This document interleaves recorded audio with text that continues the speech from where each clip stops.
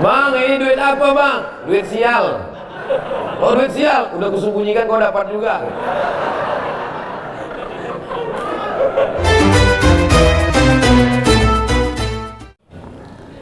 Gimana hukumnya memberi hutang kepada orang minjam tapi berkali-kali nggak pernah bayar?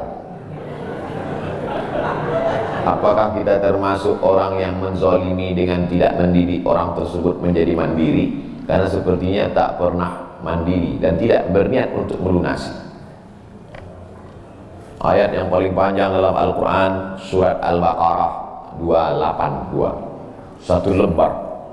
Bukan tentang puasa, bukan tentang sholat, bukan tentang baca Quran, bukan tentang zikir, tapi ayat yang paling panjang tentang bayar hutang.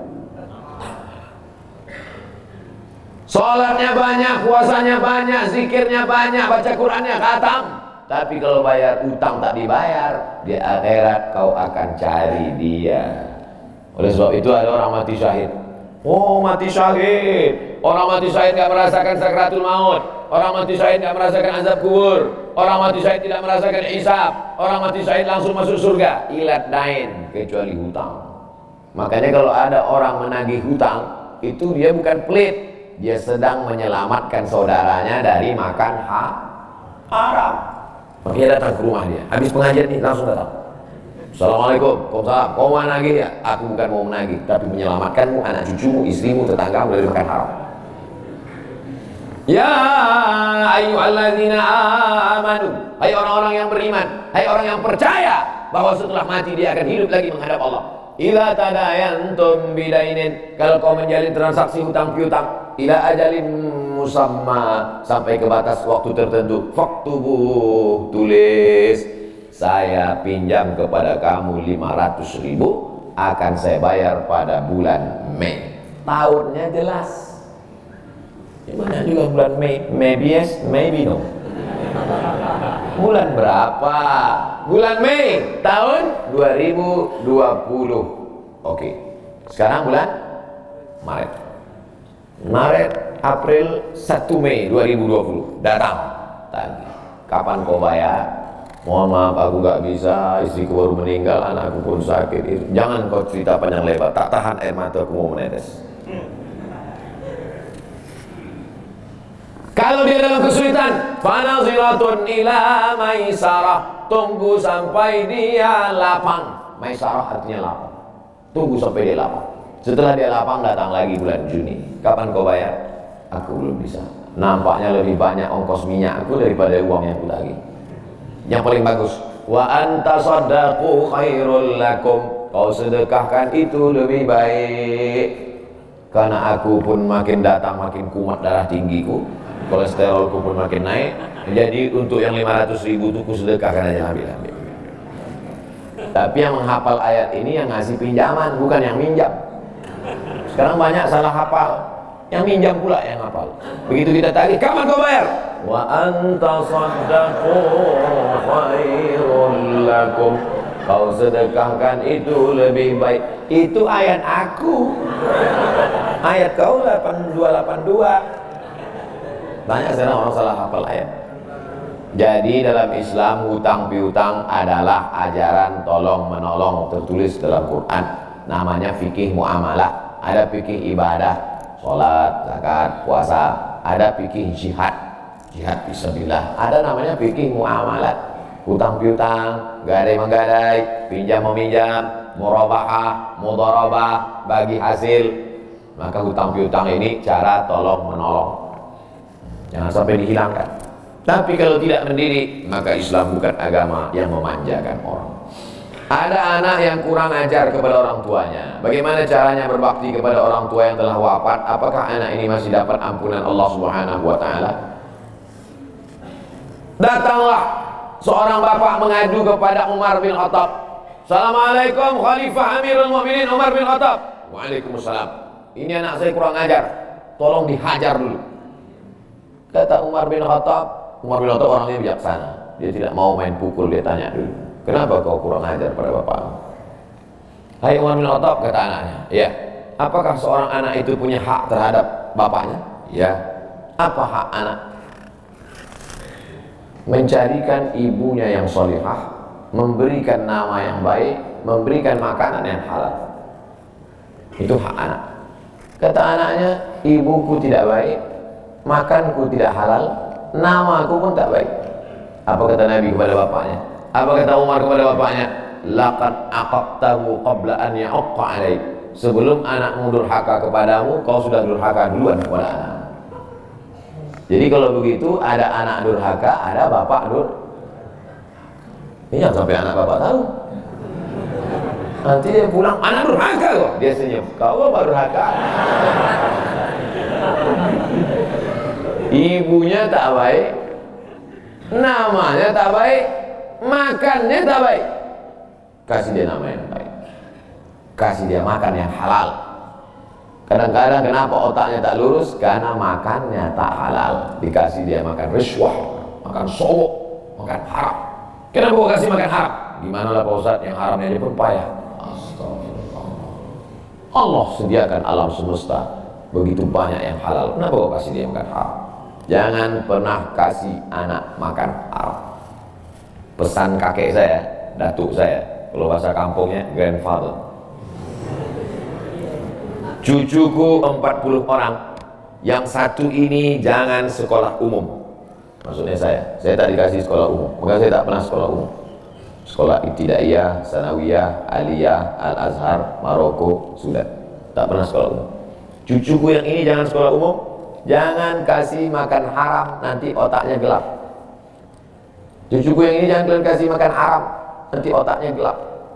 Pesan itu disampaikan almarhumah mak saya ke saya. Kau pun nanti anak kau jangan kau kasih makan haram, nanti otaknya gelap. Kalau sudah otak gelap, tak bisa membedakan mana tiang, mana orang, sifatnya mulai. Nah, jangan sampai anak kita durhaka gara-gara kita bapak yang durhaka. Kalau anak sudah durhaka, meninggal orang tuanya, setelah itu dia bertobat, bagaimana cara minta ampunnya? Maka dia bersedekah. Mana dalilnya? Seorang sahabat datang menjumpai Nabi. Ummi matat, ibu saya sudah meninggal. Apa atasadaqu anha? Kalau saya bersedekah, apakah pahalanya sampai kepada almarhumah ibu saya? Kata Nabi, tasaddaq, bersedekahlah, sedekahmu sampai.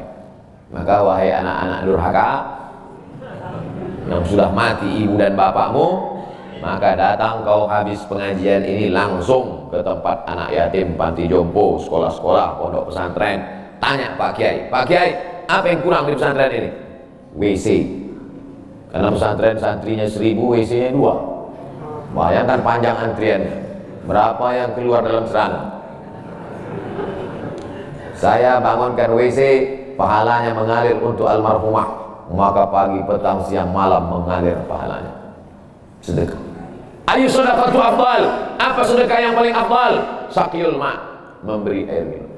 Sedekah yang paling afdal, kasih air minum. Saya ceramah di Banjarmasin, di depan rumah seorang pejabat. Itu ada kulkas tapi nggak sampai beku, freezer. Setiap dipencet keluar air dingin. Gelasnya dikasih pakai rantai besi, takut dilarikan tukang ambil aluminium. Buat wakaf untuk almarhumah. Itu bagus kan. Saya ceramah di Malaysia, di pintu masjid itu ada kotak box. Kalau kita ambil satu botol, keluar botol baru. Ambil satu botol, keluar botol baru. Wakaf untuk, itu bagus, sedekah. Jangan sedekah teh botol, nanti dia kena diabetes. Air putih, ya, bagus, mengalir. Sedekah sumur war, pergi ke masjid, putar keran nggak ada air, tanya pengurus masjid, Pak pengurus, ya mana sumur war? Nggak ada, saya buatkan. Langsung bunyi. Itu berarti cash itu. Begitu cara berbakti pada orang tua dengan sedekah. Tapi Pak Ustadz, saya jangankan sedekah makan, saya pun Senin Kamis Pak Ustadz doa, Allah maghfir lahu warhamhu wa'afihi wa'fu anhu, bangun tengah malam, Rabbi firli wa li walidayya warhamhuma kama rabbayani shaghira. Apa itu bid'ah? Bid'ah membuat sesuatu yang tidak dibuat oleh Nabi Muhammad SAW. Tidak ada dalilnya dari 3 aspek: qauli, fi'li, takriri. Perbuatan yang tidak ada dalilnya bid'ah. Jangan dikatakan perbuatan yang tidak dibuat Nabi bid'ah. Perbuatan yang tak ada dalilnya bid'ah. Karena kalau dikatakan yang tidak dibuat Nabi bid'ah, Nabi tidak pernah pakai peci. Tunjukkan saya mana hadis Nabi pakai peci. Berarti peci ini bid'ah. Nabi mimbarnya tangganya dari depan. Ini masjid tangganya dari belakang. Berarti mimbar ini bid'ah. Mimbar Nabi tangganya dari depan, 3 lantai, 1, 2, 3. Jadi yang dimaksud dengan bid'ah perbuatan yang tidak ada dalilnya. Misalnya jam 12 siang ada bapak-bapak di panas terik tegak menghadap matahari. Pak, bapak ngapain? Aku mengagungkan Allah di bulan Rajab. Bid'ah itu. Karena tidak ada dalilnya sama sekali. Tapi selama ada dalilnya, tidak boleh kita katakan orang itu melakukan perbuatan bid'ah. Malam Jumat baca Yasin. Kumpul 10 orang baca Yasin. Yasin wal Qur'anil Hakim innaka laminal mursalin. Bid'ah. Loh. Coba lihat dalilnya. Yang dibacanya itu Quran apa Quran? Quran. Baca Quran apa pahala? Yasin itu Quran atau enggak Quran? Quran. Man qara'a Yasin fi lailatin, siapa yang baca Yasin suatu malam, asbaha maghfuran lah. Subuhnya sudah diampuni dosa. Mestinya baca Quran itu semua, tapi karena dia nggak sanggup semua, dia pilih hati Quran. Hati Quran itu Yasin. Sentuhlah dia tepat di hatinya, dia akan jadi milikmu untuk selamanya. Makanya orang sebelum ngapal Quran semua, yang dihafal hatinya dulu. Itu sebelum ngapal Quran, yang dihafal hatinya dulu. Apa hati Quran? Ya, Yasin. Tapi jangan hatinya aja seumur hidup, yang lain juga. Nah, jadi jangan salahkan orang baca Yasin. Baca Yasin bid'ah. Loh, Yasin kan Quran. Baca Yasin malam Jumat nggak masalah. Seumur hidup baca Yasin masalah. Karena banyak surat yang lain. Baca juga Al-Fatihah, Al-Baqarah, Al-Nisa, Al-Imran, Al-Nisa, Al-Maidah, Al-An'am. Nah, jadi mudah. Perbuatan tidak ada dalilnya bid'ah. Selama ada dalilnya tidak bid'ah. Ustaz, kiat-kiat apa yang kami lakukan sebagai guru kepada anak didik kami sebelum dan sesudah mengajar agar ilmu mudah dimengerti? SDIT Al-Farabi. Aristoteles, Socrates, Thales, Demokritos itu adalah pemikir-pemikir dari Greek Yunani kuno. Pada masa abad kedua datang seorang khalifah bernama Abu Ja'far Al-Mansur. Semua buku-buku dari Yunani diterjemahkan. Nama lembaganya Dar Al-Hikmah, Dar Rumah Hikmah Ilmu Pengetahuan. Dibuatlah Dar Al-Hikmah, Rumah Ilmu Pengetahuan. Diterjemahkanlah dari bahasa Yunani ke dalam bahasa Arab. Akhirnya orang Islam pun jadi dokter, Avicenna. Karena orang Barat payah menyebut Ibnu Sina. Averroes, Ibnu Rushd. Tapi ada seorang yang bergelar the second teacher. First teacher Aristoteles, second teacher Al-Farabi. Ternyata Al-Farabi ini bukan dari Arab, tapi dari Pomala. SDIT Al-Farabi. Ini supaya wali murid tahu. Anak ibu di mana? SDIT Al-Farabi. Al-Farabi itu artinya apa? Ya SDIT. Al-Farabi itu di barat dia diberi gelar the second teacher. Guru pertama Aristoteles, guru kedua adalah Al-Farabi, saking cerdasnya. Artinya apa? Dia tidak hanya diakui dalam Islam, tapi juga di luar Islam. Kenapa dikasih nama Al-Farabi? Karena ingin anak-anak kita dalam kepalanya tidak hanya fisika, biologi, kimia, matematika, bahasa Inggris, tapi juga dalam kepalanya ada Quran, hadis, fikih, akidah, akhlak, dan bahasa Arab. Jika nanti dia akan menjadi ekonom, tapi ekonom yang beriman. Dia akan menjadi filosof yang bertakwa. Inilah cita-cita alumni Al-Farabi, insyaallah. Amin. Ya Allah. Nah, yang pertama kali menjadi guru itu adalah ikhlas. Karena kalau gurunya ikhlas, cakapnya masuk ke hati. Kalau dari mulut, ke mulut juga masuknya. Tapi kalau dari hati, ke hati juga masuknya. Kira-kira yang saya sampaikan tadi, saya mulai tadi jam 5.15, sekarang jam 6.05 dan 50 menit saya bicara. Masuk tak ke hati Bapak Ibu? Kalau tak masuk ke hati Bapak Ibu, berarti yang ceramah itu enggak dari hati. Dari mulut ke mulut juga masuk. Yang sampai ke mulut pun tak masuk. Nauzubillah. Yang pertama kali tulus ikhlas. Karena perbuatan yang paling tinggi amalnya adalah menjadi guru. Makanya saya lebih memilih menjadi guru. Saya sampai sekarang menjadi guru. Cuman saya tidak punya kelas. Dulu sempat jadi dosen, habis itu keluar. Kelas saya sekarang masjid, lapangan sepak bola, sama stadion, sama gedung olahraga, sport center Antam. Saya mengajar tidak lagi terbatas oleh dinding kelas. Semua tempat menjadi tempat mengajar. Guru yang pertama harus ikhlas. Yang kedua, tingkah laku perbuatannya. Guru digugu dan ditiru. Guru itu dari mulai cara minumnya aja diikut orang. Guru minumnya tangan kiri. Yang minum tangan kiri itu setan. Berarti kalau ada guru minum pakai tangan kiri, berarti guru setan. Hati-hati jadi guru. Oleh sebab itu maka guru ini luar biasa. Guru ini luar biasa Bapak Ibu. Perbuatan yang tidak putus setelah mati guru. PNS setelah mati putus. Yang kan mati pensiun aja putus. Apalagi mati. Tapi guru.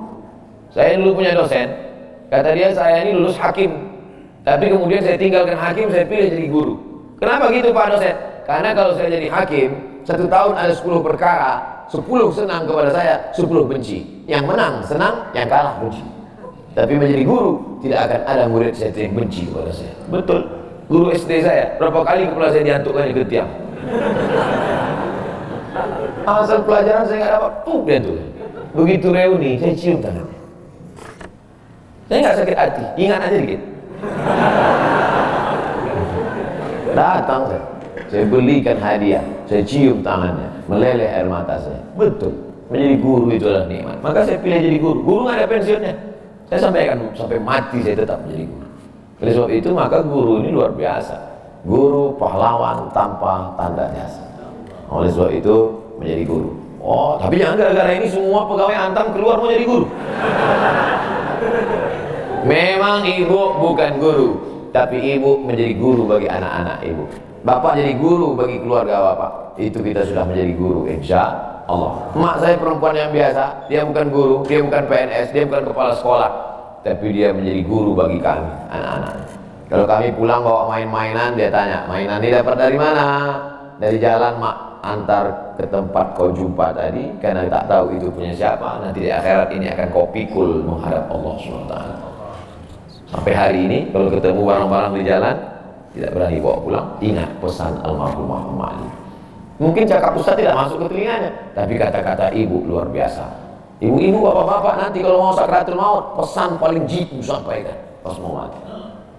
Jangan makan haram. Luar biasa itu mereka berkesan. Sampai anak cucu akan mereka sampaikan. Nenekmu dulu ketika mau mati pesan terakhirnya, jangan makan haram. Baru sebut la ilaha illallah. Pertama, ikhlas. Yang kedua, perhatikan tindak tandukmu, kau dikubu dan ditiru. Yang ketiga, insya Allah bangkitkan semangat, karena setelah kau mati akan mengalir pahalanya. Abdul Somad kalau mati meninggal dunia setiap bulan Rajab, bapak-bapak, ibu-ibu, anak-anak bapak, cucu bapak, ibu yang hadir-hadir nih, anakku yang kecil, setiap bulan Rajab mereka beramal. Abdul Somad sudah mati dimakan cacing tanah di Pulau Sumatera, di Riau, pahalanya tetap mengalir. Dari mana? Dari Pomala. Bismillahirrahmanirrahim. Assalamualaikum Ustaz. Waalaikumsalam. Apa tips cara meraih kesuksesan yang berkah di masa muda?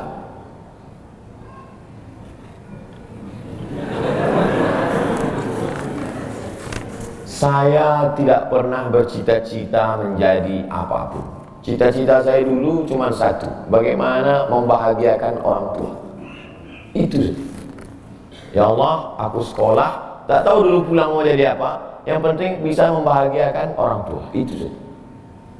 Jadi setelah itu sampai, ya sudah, bisa menyenangkan hati orang tua, bisa, itu saja. Maka selalu saya sampaikan di kampus-kampus kepada mahasiswa, kalian kalau belum bisa membahagiakan orang tua, jangan menyusahkan orang tua.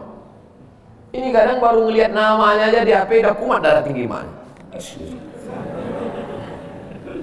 Kalau belum bisa membahagiakan dia, jangan menyusahkan dia. Maka saya di Mesir 4 tahun tak pernah saya minta duit. Tiba-tiba udah sampai dari ke Makkah. Mak, aku udah di Makkah. Dari mana kau dapat ongkos? Ada tabunganku sedikit. pergi ke Makkah, kerja, pulang, bayar utang. Jangan pernah menyusahkan orang tua. Oleh sebab itu cita-citanya yang pertama mencari ridha Allah. Ridha Allah fi ridhal walidain wa sukhutullah fi sukhutil walidain.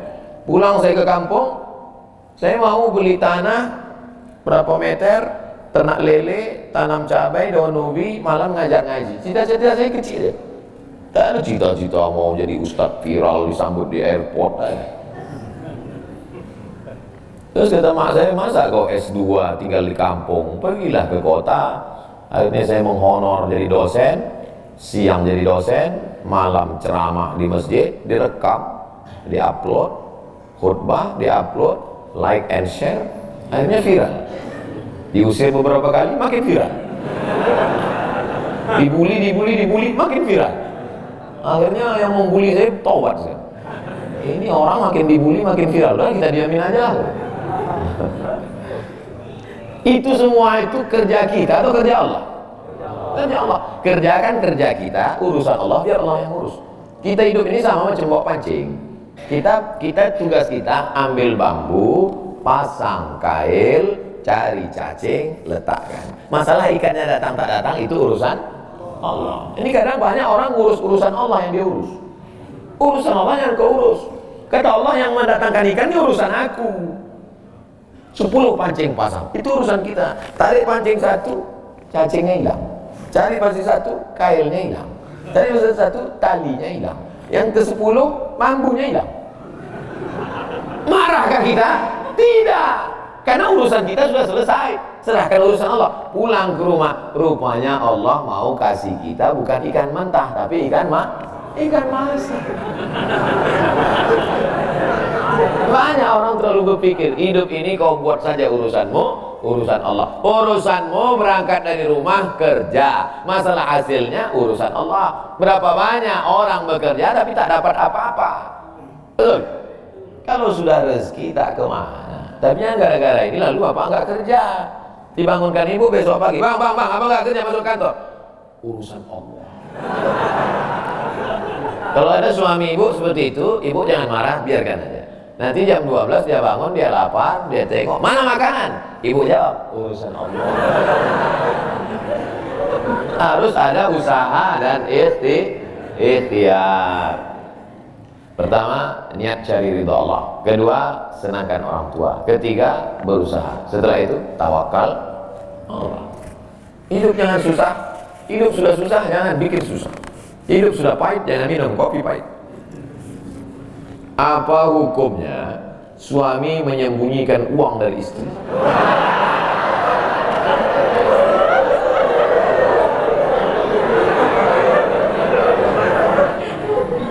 Bapak menikah sama ibu, ibu menikah sama bapak. Apakah hartanya jadi satu atau harta masing-masing? Mereka mau hartanya jadi satu dan bapak ketakutan. Itu yang saya baca. Sekarang kita baca ayatnya. Walakum nisfu ma taraka azwajukum illam yakul lahunna walad. Kalau istrimu meninggal, kau dapat 50% hartanya kalau tidak ada anak. Fa in kana lahunna waladun, kalau dia punya anak, falakumur rubu'u, kamu dapat 25%. Sekarang saya tanya, hartanya nyatu atau pisah?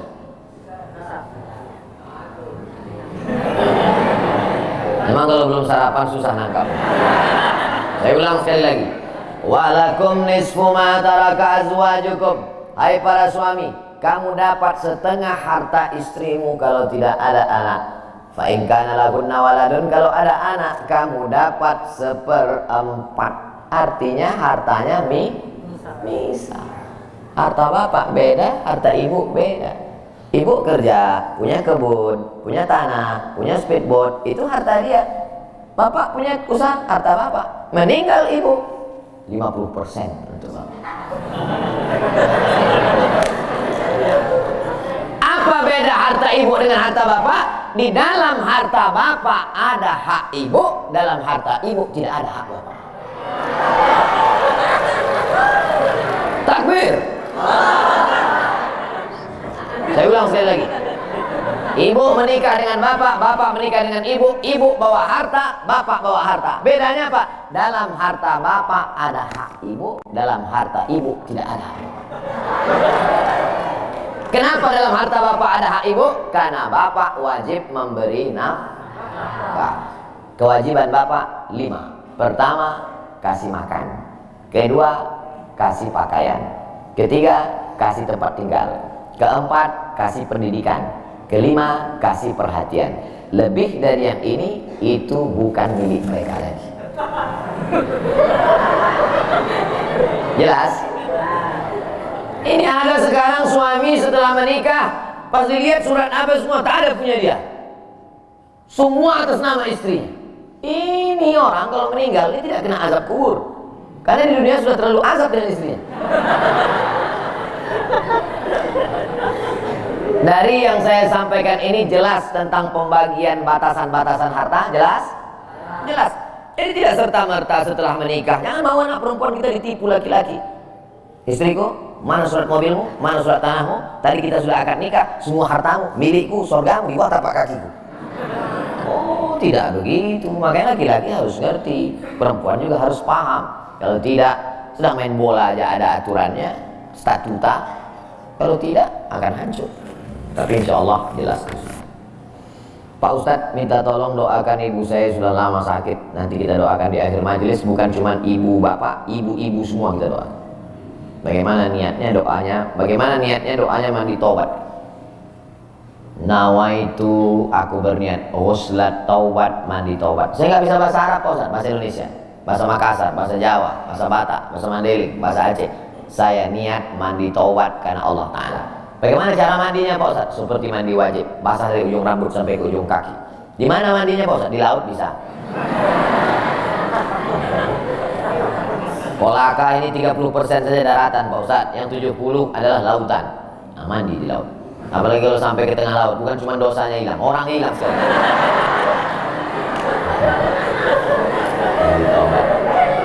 Setelah mandi taubat, sholat sunat taubat. Usolli sunnatat taubat raka'ataini lillahi ta'ala. Ayatnya bebas. Ayat apa yang paling panjang? Hafal kau amma yatasaalun? Tidak. Wadduha? Tidak. Kulhu? Hafal apa aja kulhu. Di sujud terakhir banyak berdoa. Berapa kali sholat sunat taubat sehari? Sebanyak-banyaknya. Kami dulu dipesankan guru kami, pagi sholat sunat taubat, siang sholat sunat taubat, petang sholat sunat taubat, sebanyak-banyaknya sholat sunat taubat, sholat sunat taubat, sholat sunat taubat, sholat sunat taubat. Usolli sunatat taubat raka'ataini lillahi ta'ala.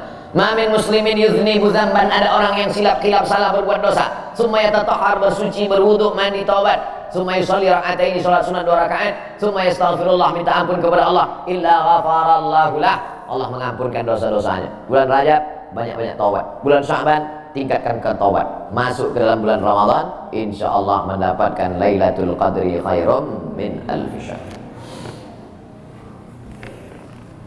Semoga Ustaz senantiasa diberikan Allah kesehatan. Amin. Saya dari Medan. Ada juga orang kampung saya di sini. Bagaimana cara bakti seorang anak? Cara membahagiakan orang tua berjarak jauh dengan kita, sedangkan bertemu dekat bersama orang tua mungkin hanya 1 tahun sekali, Idul Fitri saja, karena harus bekerja di PT Antam Tbk Sulawesi Tenggara. Ada sesuatu yang tak bisa kita bayar dengan uang. Tak bisa dibayar dengan uang. Yang bisa merasakan ini orang yang orang tuanya sudah meninggal. Yang masih hidup tak bisa. Lam ya'rif man lam yadhuq, yang tak pernah merasakannya tak bisa menceritakan. Karena tak bisa dirasakan. Setelah orang tua itu tak ada, barulah kita rasa dunia ini hampa, tak ada gunanya. Duit itu tak ada gunanya, mobil itu tak ada gunanya, rumah itu tak ada gunanya, apapun tak ada gunanya. Waktu dapat saya gelar doktor dari Sudan, pulang saya ke rumah, tak ada gunanya. Tak bisa lagi diceritakan. Dulu apapun yang dapat diceritakan, mak, aku dapat sorban dari, mak, aku dapat peci. Setelah pulang dari Brunei, dapat gelar visiting profesor di Universitas Islam Sultan Syarif Ali. Tak ada gunanya, hampa. Paling-paling ditulis di baliho aja, profesor.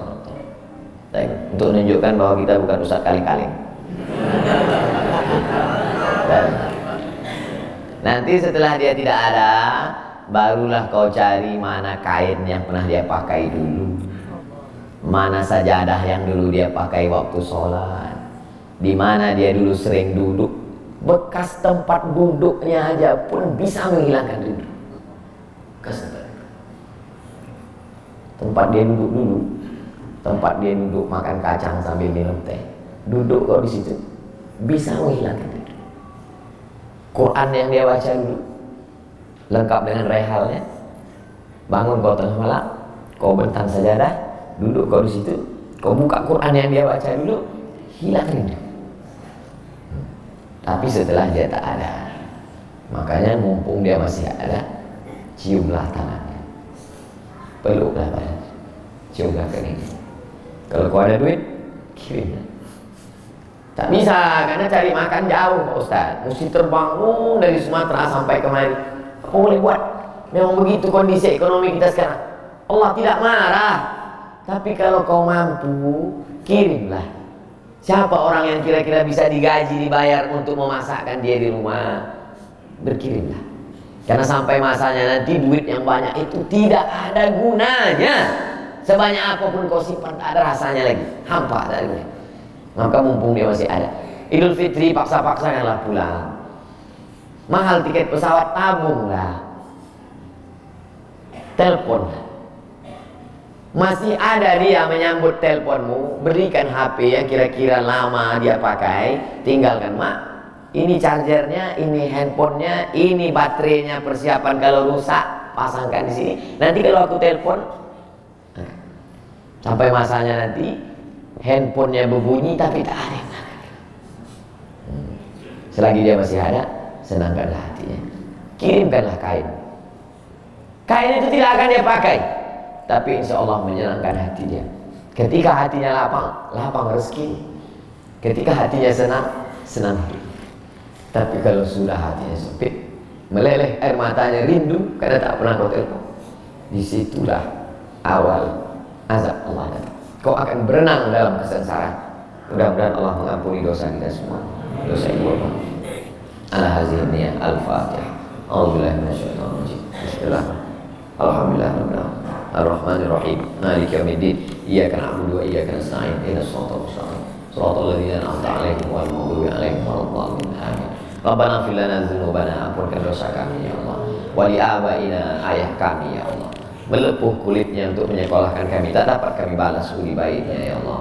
Wa li ummahatina, ummah kami, 9 bulan 10 hari kami dikandungnya, 2 tahun kami disusukannya, mengalir darahnya dalam badan kami, tak dapat kami balas. Tak dapat kami balas kebaikannya, sekali teriakannya saat mengeluarkan kami ke alam yang fana ini. Tak dapat kami balas kebaikannya ya Allah. Kalau dia masih hidup, sahih jasadaha, sehatkan badannya, qawi imanaha, kuatkan imannya. Allah mazubhal istiqamata, berikan dia istiqamah dalam iman dan Islam. Kalau dia sudah meninggal dunia, lapangkan kuburnya ya Allah. Nawwir qabraha, terangkan makamnya ya Allah. Allah maj'al qabraha radatan min riyadil jinan, jadikan kuburnya salah satu dari taman-taman surga. La taj'al qabraha hufratan min hufarin niran, jangan jadikan kuburnya salah satu dari lubang neraka ya Allah. Allah maj'al abana'ana barina liwalidiha, jadikan anak-anak kami anak-anak yang berbakti kepada orang tua.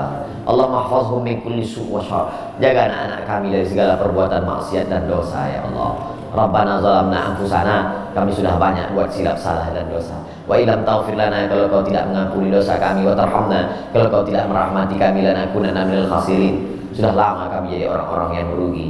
Allah maj'alna minat tawabin, jadikan kami orang yang bertaubat di bulan mulia ini ya Allah. Waj'alna minal mutatahhirin, jadikan kami orang yang mensucikan hati. Waj'alna min ibadikas salihin, jadikan kami hamba-hambamu yang saleh. Allah maj'al akhira kalamina inda intihai ajalina, kalau ajal kami sampai, malaikat maut tiba mencabut nyawa kami, jadikanlah yang terakhir keluar dari mulut kami la ilaha illallah Muhammadur Rasulullah SAW, kalimatu haqqin 'alaiha nahya, dengan itu kami hidup, wa 'alaiha namutu, dengan itu kami mati, wa biha nub'atsu, dengan itu kami nanti akan dibangkitkan di padang mahsyar. Rabbana atina fid dunya hasanah wa fil akhirati hasanah wa qina adzabannar. Wa sallallahu ala sayyidina wa maulana Muhammad wa ala alihi wa sahbihi wa sallam, walhamdulillahi rabbil alamin.